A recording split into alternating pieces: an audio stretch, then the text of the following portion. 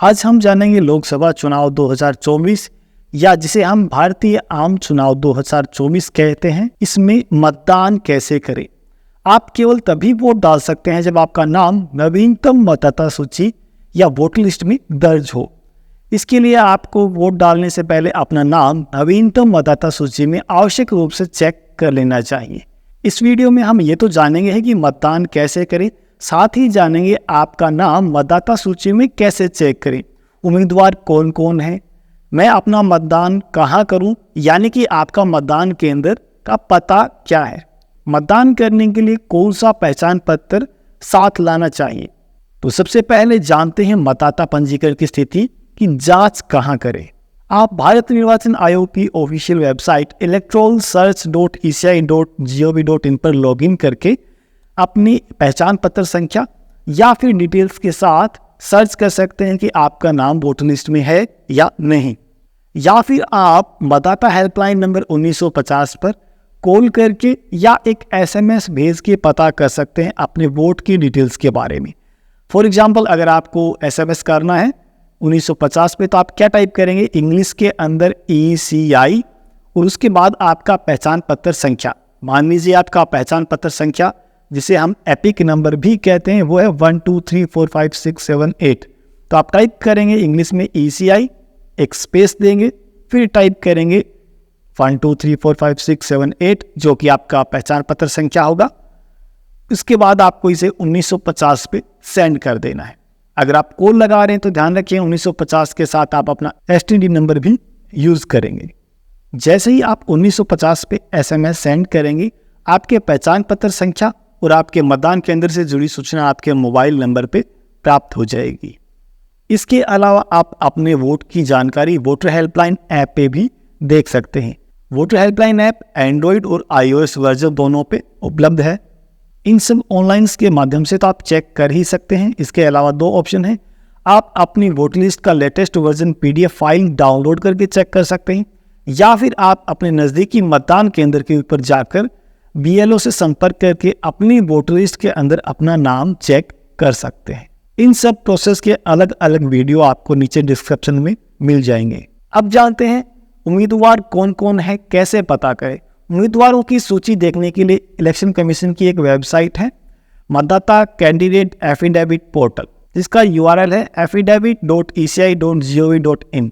इस पर आप चेक कर सकते हैं। साथ में आप वोटर हेल्पलाइन ऐप के ऊपर भी ये सारी डिटेल्स, अपने उम्मीदवार से संबंधित डिटेल्स चेक कर सकते हैं। आपको ध्यान ये रखना है, जैसे ही कोई उम्मीदवार अपना एफिडेविट या शपथ पत्र दाखिल करता है तो यह लिस्ट ऑटोमेटिक ये डेटा अपडेट हो जाता है। इसके बाद जानते हैं मैं मतदान कहाँ करूं या अपने मतदान केंद्र का पता कैसे करें, आपका सही मतदान केंद्र कौन सा है। मतदाता अपने मतदान केंद्र की जानकारी या पोलिंग स्टेशन की जानकारी के लिए electoralsearch.eci.gov.in पर लॉगिन करके चेक कर सकते हैं। इसके अलावा आप वोटर हेल्पलाइन ऐप के ऊपर भी अपना पोलिंग स्टेशन का नाम, पता, एड्रेस पूरा देख सकते हैं।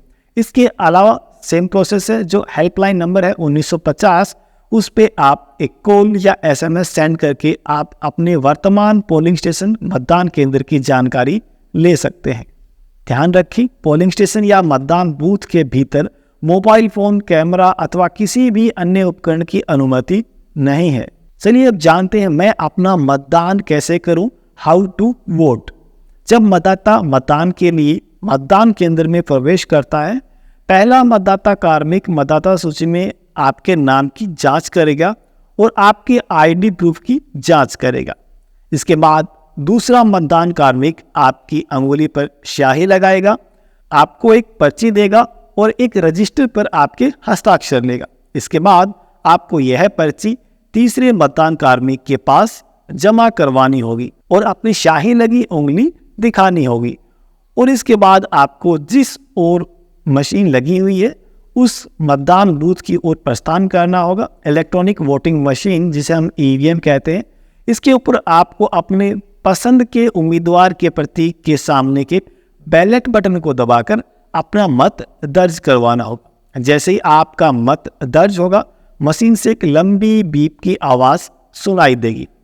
वीवीपैट मशीन के पारदर्शी विंडो पर दिखने वाली पर्ची की जांच करें। इसके अंदर आप उम्मीदवार की क्रम संख्या, नाम और प्रतीक वाली यह पर्ची कुछ समय के लिए दिखाई देगी और फिर यह सीलबंद वीवीपैट बॉक्स के अंदर गिर जाएगी। जब आप किसी भी उम्मीदवार को वोट नहीं देना चाहते तो आप उस स्थिति में नोटा इनमें से कोई नहीं का बटन भी दबा सकते हैं। यह ईवीएम मशीन पर अंतिम बटन होता है। काफ़ी साथियों का क्वेश्चन रहता है कि मुझे मतदान करने के लिए कौन सा पहचान पत्र साथ लाना है। तो मतदान करने के लिए मतदाता चुनाव आयोग द्वारा बताए गए इन पहचान पत्र में से कोई भी एक पहचान पत्र साथ में ला सकते हैं।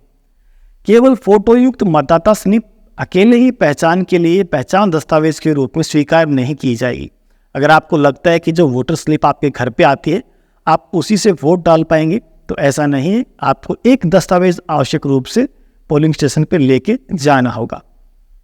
चुनाव आयोग के द्वारा जो डॉक्यूमेंट्स की सूची दी गई है उसमें सबसे पहले है मतदाता पहचान पत्र, जिसे आप एपिक या वोटर आईडी कार्ड भी कहते हैं, वो आपके पास हो सकता है।